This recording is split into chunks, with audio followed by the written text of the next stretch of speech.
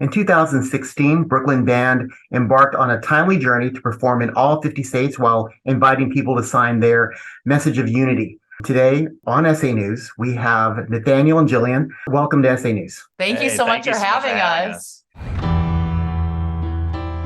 Art itself is one of the greatest unifiers on our planet. We thought about the act of people signing their message of unity next to each other, one after the next, thousands of people signing this message on the station wagon. By having people sign their names next to each other, it is an act of unity to stand next to someone of a different political party, of a different race, of a different religion. This was just two musicians with a car, a guitar, and their voices, believing that there was something better out in the world and that we could somehow pull that out by showing the ultimate vulnerability of going in a car and asking people to sign it and going from state to state with no grand plan other than to bring people together in a very divided year. It was very uplifting, and it brought a lot of conversation about things that happened during the pandemic and an initiative that y'all created that's completely unique and something that really helped. Can you share with me, how did this start? We were living in New York City at the time. It was 2015. We were struggling to survive. And I think that those are the times when you're thinking about how can you contribute, how can you give back in a way that's meaningful. For money is, you're struggling to make it, which I'm sure a lot of people can relate with these days. And what we decided was, my grandfather had just passed away and my grandmother had passed away that year as well. And he was a real big inspiration in both of our lives. Family, father of 10, big family, and Catholic, very Polish Polish Catholic Yeah. family, and just outside of Chicago, South Bend, Indiana. And so we wanted to honor his legacy, because obviously with the death of anyone serious in your someone in your family, it really kind of creates an existential moment. And so we thought the best way to honor him and his legacy of being inclusive and loving was to go out into the country and have people sign our touring vehicle with their message of unity. And that by doing that, we could actually bring people together of different walks of culture, and that they could sign this car and this car could move forward into the future. And we used music as the way to bring people together peacefully. And that was the premise of the journey. And then we went on the journey in 2016. We went on for 8 months. And then we took 8 years or 7.5 years editing the film to make it into what we now know with the State of the Unity. And we're really excited to bring it to the world, because we think that the country and the world at large needs this message now more than ever. A lot of people aren't ready for pandemic films, but this is definitely something different. We all felt stressed. We all felt that we needed to do something, and creatively, no one could come up with really a plan to do something. People were people that were friends were in conflict that never were in conflict before. Yeah. So many things were coming out. Y'all figured out a unique initiative, brought a lot of inspiration. Can you share with me, what are some of those things that we see in the film, and maybe some things that were left out of the film that really let you know you were on this path, a positive path to create awareness and create unity? We call this entire journey a divine journey, because it was divinely inspired. And God was a part of our day-to-day. There were moments where I wanted to completely give up because I was exhausted. We were exhausted financially, physically, mentally. We were sleeping in the car. We were eating out of vending machines sometimes. I mean, it was a strenuous journey. And the thing that brings me so much joy and brought me so much joy on the journey is the people would lift us up. There's a scene in the film where we're in a parking lot. We're getting ready to go work out. We got like a national membership to Planet Fitness, and we could get a workout. We could get a nice hot shower, even if we were sleeping in the car. That was like a thing. So we were about to go in to the gym, and we were intercepted by a gentleman named DeLorean. And this happened all the time. And there are so many moments. I mean, literally probably thousands of moments that were not even grabbed on film that were like similar to this. And he comes up to the car. We're having like a breakdown moment where we're kind of doing a true confession, where we have our camera on our faces, because we just lost something. We just had something really bad happen in the film, which you'll see it when you watch it. And we're thinking of canceling some dates and stuff, and we were devastated. And he intercepts right there, and he says, "Hey, You can hear he locks his car and he sees our car. He's like, "Hey, what's up with the car?" And in our moment of despair, we snapped out of that. And then we saw this really bright, cheery face. And we just said, "Hey, we're spreading a message of unity. We know, we're a husband-wife band and we're going to all 50 states and we're inviting people to sign their message of peace and unity on the car. And would you like to sign it?" He's like, "I would love to sign it." And so it was moments like that where we were kind of ebbing and flowing in between our own conflict of how stressful and how much more overwhelming this was in actually doing it than conceptually before. And then meeting people, real people where they're at. And then they were lifting us up every day.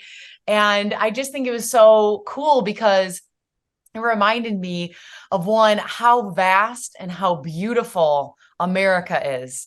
I think so often in the news, it's always focused on, oh, this is so bad. And these people are so bad. And these people are so bad, But when you get out there and you meet real Americans on the ground, you meet them where they're at gas stations, at gyms, at restaurants, wherever, at venues, you realize, whoa, wait a second. The narrative that they're feeding us in the news is maybe not quite exactly right. So I think that was pretty cool to see. One of the things that I had forgotten that I was reminded by watching the film, which I truly enjoyed, was I'm from Texas, right? We're all here from Texas Station. And the perception of Texans during this whole debacle of a couple of years. And we see that. We see that in this documentary. We see the perception of Texans and how a lot of what was going on. So can you share with me a little bit of that? Because that reminded me like, oh yeah, my friends were saying like, oh, well, you're from Texas. I never really clicked to that until seeing the documentary. Yeah. I think that there was just there's a moment in the film where a man from Texas kind of like comes up and has this really intense energy about, I don't know if he saw the car, it had a lot of signatures. He's just like, who are these hippies? What the heck's going on here? And just kind of presented himself as like more of a little bit like a tougher edge Texan. And not that we were like, that was part of the journey of this film, is that we encouraged all people to come and sign and bring whatever they had on their hearts to this moment. And so he was kind of like repelled by it initially. And so he kind of pushed it away. And then we had a Chinese family come up and they were really like inquisitive and like, oh, like this is really interesting. And she her English was a little broken, but she was like, you could just tell that they wanted to be a part of it. They were like, can we participate? And we were like, yes, please sign. And so they signed in their native language in Chinese. And then as they're signing, he kind of walks back. Because I think he's just thinking about it. It's like that moment when like, sometimes you present something to someone, but then, it's actually impacted you. This car had an impact on him that we didn't quite know. And I don't even think he knew until a couple of minutes later when he's walking back and he sees the Chinese family signing. And he just kind of was like, I don't know if it was just a knee-jerk reaction, but he was just like, oh, I hear you guys make like great Chinese food. And it kind of was playing in this moment of, we're at a rest stop in the middle of like Nevada, there's no cops around. So we were a little worried that the situation could get out of control because, I'm only so big. I mean, this guy was much bigger than me. So I was like, I couldn't really prevent any, but in that, I think he kind of realized that he was going in the wrong direction, because when she was interviewed and she said, I really want to wish you guys safe travels. He had signed, when he came back, he said he wanted to sign the car. And when she was saying that safe travels was her message, he had written almost the same exact message. And I think in that messaging, right, like he had realized that there's these common bonds that bind us as humans, whether we focus on all the things that divide us and make us angry at each other, that can be one thing. But also there's this thing that unites us on this planet. And when he saw that cord that existed from him, that connected him to us, that connected him to the Chinese family, it was like that whole thing became evident to him, and he kind of softened, and it changed really his perspective. And I think that, a lot of times we think of ourselves as a certain way, and he kind of presented that kind of Texas thing. But the truth is that, even in Texas, I mean, we're all united in a way that, we have this human bond that is so so strong. And we just have to be reminded of that bond sometimes, because it's really not about being from Indiana or living in New York or from Texas. It's about being human on this planet right now. And this is our moment. So we might as well make the most of it. And we're not going to make the most of it if we're all just fighting over the details and not doing any work together. When we get together and we make the work our focus rather than the division and the hate, we can actually get things done. And we're living through a time in this country where progress is needed more than ever. And yet we're all sitting around like pointing the finger at who's not doing anything because we're so divided. And we see that as an ultimate threat to democracy and to this country. And we think that this film is one small bit of how to bring people back. And we're going to focus on that. And hopefully we can have meaningful discussions around this country about what this film means and how it brings people back to the table and restores empathy to the human heart.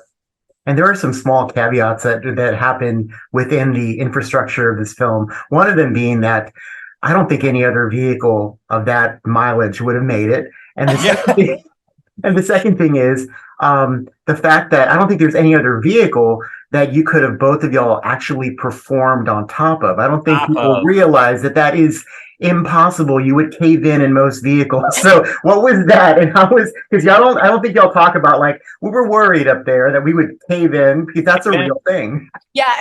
Okay. Well, this is awesome. No one's actually ever brought this up. And so we were very blessed. So first off, the car had like 264,000 miles when we started the journey. And we talk about in different interviews how we did go into for us, what seemed like an insurmountable amount of debt from the tour.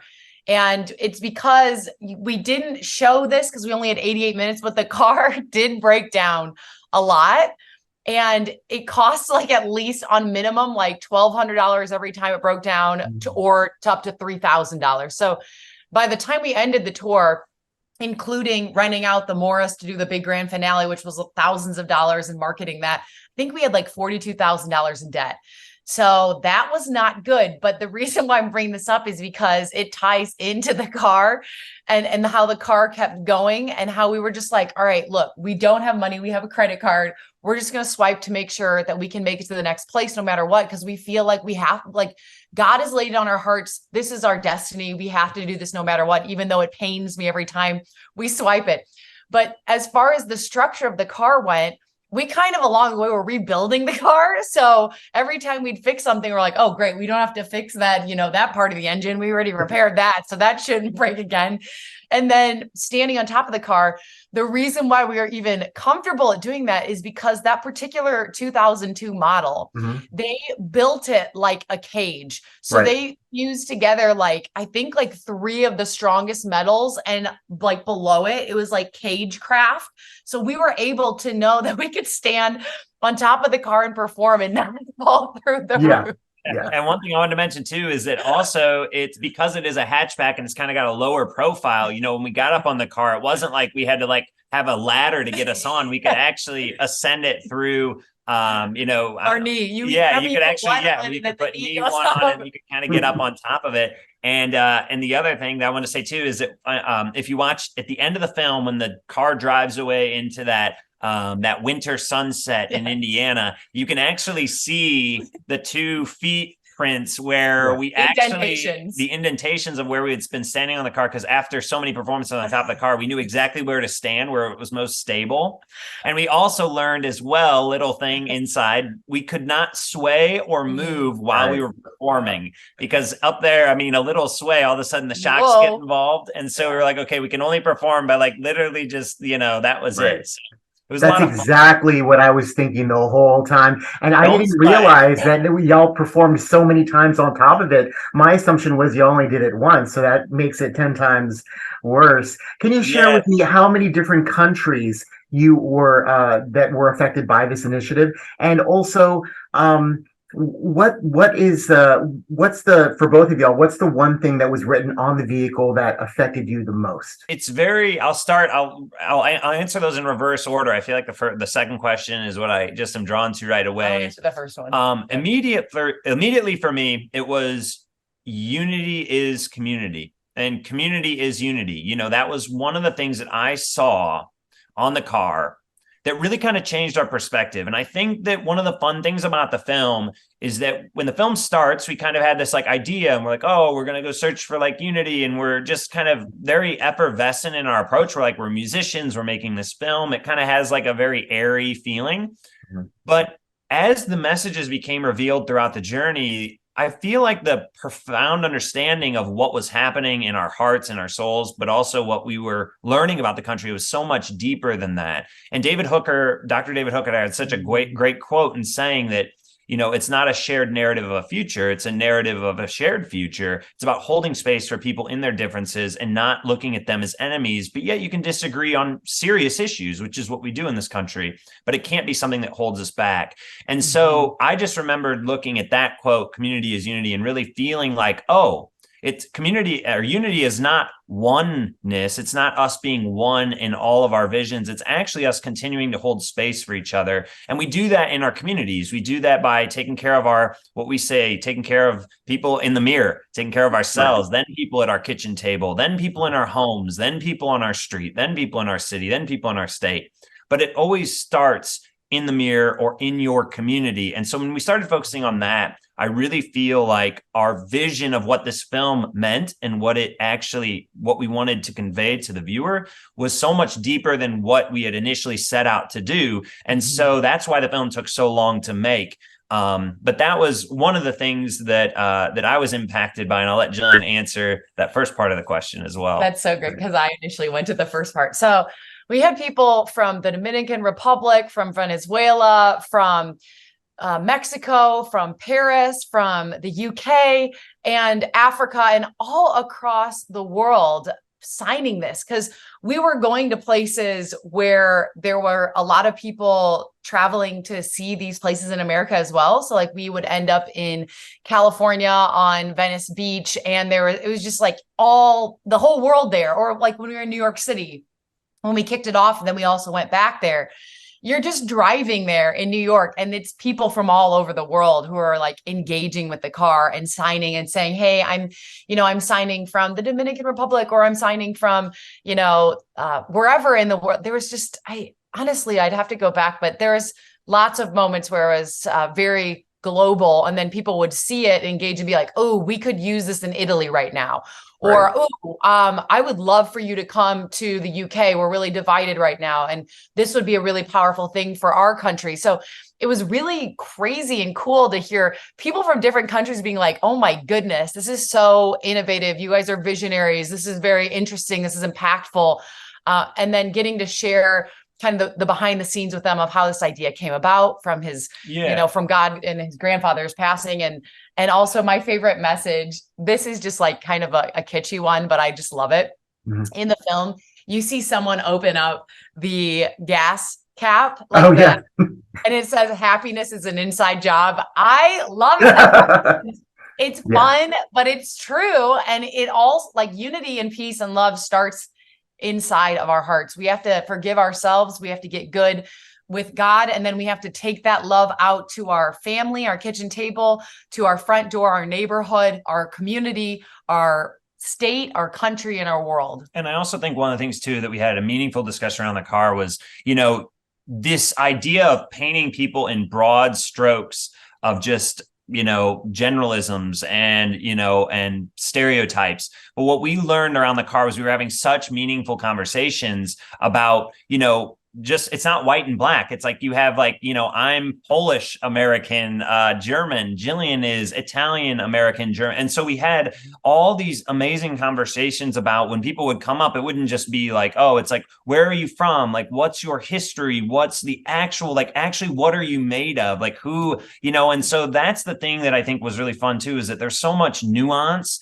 that we were discovering about people in their differences. And that, it's not that it's just, hey, you're just this type of person and that's it. No, everybody has a story. Everybody has a background. Everybody has an ethnicity that is not simple. We're all Americans. And when you go out of this country, you realize that it is such an amazing melting pot that it's not just that these people are this and these people are this. No, within that group, within that community, you have so much diversity, even within a very particular community. And so it was just really good to remember that we're not as simple as the media paints us to be. And that's a message that I think is really being lost. And I think in the film, you get to see people in their nuances celebrating all these things from across the culture on this car. And this car was able to take that message forward, and then it could be shared with other communities. And we hope that that's a journey. Now that we went with the car from community to community, we are taking the film from community to community. We just had a sold out screening here in Northern Michigan at Sutton's Bay at the theater, which was really cool. We had meaningful discussions after the film. So we know that it's gone from the car to the film, and now the film to the country. So we're taking it to the country, and it's been really cool to see people be reminded of what empathy looks like and understanding in a time when it seems like that is the least thing that the media wants to help promote, but we're out there trying to remind at our station here, our tagline is television that inspires. And what I felt after watching the film was we're all on a different path, and sometimes we don't know where it's going to take us, but we have to feel organic and authentic about the choices we make, and know that there is a path, even if things are chaotic. And you can tell looking back at your path, it seems like y'all did what y'all were supposed to do in a time when no one could figure out anything to do, and we were crawling up the walls trying to figure out, like, how do we invoke inspiration? And unfortunately, everyone was just going online and fighting with each other. It's interesting you bring that up, because something that just keeps coming through to me is that as Americans, we have to remember who we really are. Mm-hmm. We are the torch bearers in this country to all the other countries in the world. Right. We are a beautiful melting pot of cultures, of races, of religions, of political differences as well, which is how we got to where we are in America today. There's obviously where we all think, oh, America, we're very, very divided. But what we believe is that, yes, there is a lot of polarization. We are extremely divided now. I actually think maybe more divided now than when we started, which is crazy to say out loud, but I think that's the truth. We just have to remember who we really are, because when we're scrolling on our phones and we just, that person, they're bad, they're evil people because they vote this way. We actually have to be like, you know what?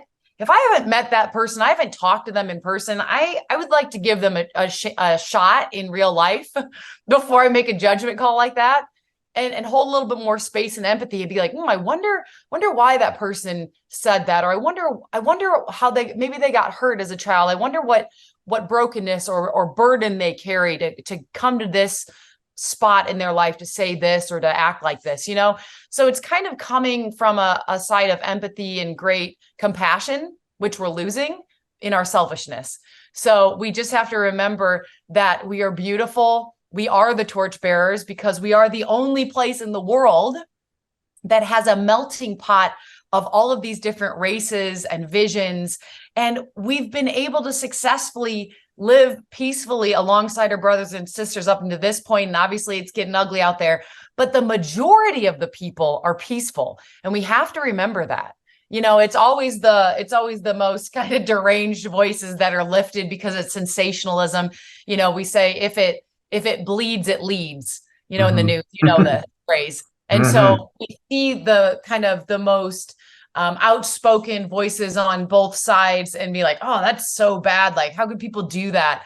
But the majority of people that we met on our tour, they're the people that live and work and feed their families and are good people all across America. And they genuinely want to see a better world for the future generations. And that's what we're out here doing. And I also think I wanted to touch on what you said also, that, that a lot of people were turning inward. They were turning to their phones. How do we solve our problems? Oh, we go to our phone and we post on Facebook. I think one of the most meaningful discussions we have night after night with this film, when we screen it, like up here in Sutton's Bay, the most important thing is action. That this literally is a call to millennials, to all of people in our generation, that, right now, Mark Zuckerberg has created our legacy. And I'm not sure that social media is that great of a thing. I think in some ways, it might be a 25-year failed social experiment, because look at what it is leading to. We have higher suicide rates. We have higher depression rates. We have higher unhappiness rates, where people division, all these things are spawning from it. And this film is getting back to saying, look, this is a call to action to millennials. You want to change the world that you live in, even if you have no resources, even if you don't have a film degree, even if you don't have someone with a camera following you, that doesn't mean that you can't make a movie. That doesn't mean that you can't do something with your life. You just have to wake up and say, I want to do this. That's where it starts. That's the American spirit, right? That's that, going out into the world and saying, hey, I believe there's a better world out there. We just have to go out and make it. We can't give up on that dream. We can't give up on this country. And we also have to continue to remember that it is in action that we can change the world. It is not through posting on the phone. It's going in your community and picking up a piece of trash, asking someone how they're doing. You're going to do more in that 2 seconds of doing those 2 actions than you would on days of being on social media. So we really do believe that it's a call to action, sending people this message that, hey, we are super unqualified to make this film. Yes. But that's actually what makes it so special. It's not what actually makes it bad. It's actually what makes it so connected, and allows people to look at our journey and say, when we screened it for the public school teachers and the leadership conference in Arizona this summer, they looked at what we were doing, and it was like, what really inspired them was just people doing something with little to nothing as far as resources go. And that's where we started, with a car that was basically worthless. And we hope to inspire a country through this film. And now we're bringing this film out, and people are like, wow, I hope I can do something with where I'm at in my goal, and this has inspired me to go on that journey, because it's not always about coming from the right family or coming from the right part of town. It's about seeing something, being inspired, and going after that dream. Such a beautiful, authentic initiative. And now that we're all revved up to see it, and I've seen it and I highly enjoyed it. How can people see this film? Yes, you can see this film all throughout North America on so many platforms, from Amazon Prime to Vudu to Apple TV and Dish and AT&T Uverse and many more. And we hope that you join us on social media under the Bergamot. That's Bergamot with the word "the" in front of it, on Instagram and on Facebook. We post almost every single day. And you can follow along on stateoftheunity.com and also thebergamot.com. And we also encourage people, if you see the film and you want to bring it to your community, we are so up for that. Just email us, let us know. There are ways that we can bring this film to communities and have meaningful discussions, what we call them, like town hall discussions and music performances, like we did last night in Sutton Bay. We want to bring this to your community. So if you feel motivated to bring this message, to have a discussion in your community, you want to do that, hit us up. We will seriously try to make it happen. 2024 is going to be a wild year, and we're ready for it. Yes, let's go. Well, thank you so much for coming on SA News, and thank you for this time. And I hope that a lot more people get to watch the film. Has a great post discussion after you're done watching it. Thank you for your time here on SA News. Thank you. Shine on. By having people sign their names next to each other, it is an act of unity to stand next to someone of a different political party, of a different race, of a different religion. This was just 2 musicians with a car, a guitar, and their voices, believing that there was something better out in the world, and that we could somehow pull that out by showing the ultimate vulnerability of going in a car and asking people to sign it, and going from state to state with no grand plan other than to bring people together in a very divided year. 'Cause I feel like I waited all my life. Hold on. I feel like I have waited all my life. Hold on. This is not the greatest thing you've ever seen. It's awesome.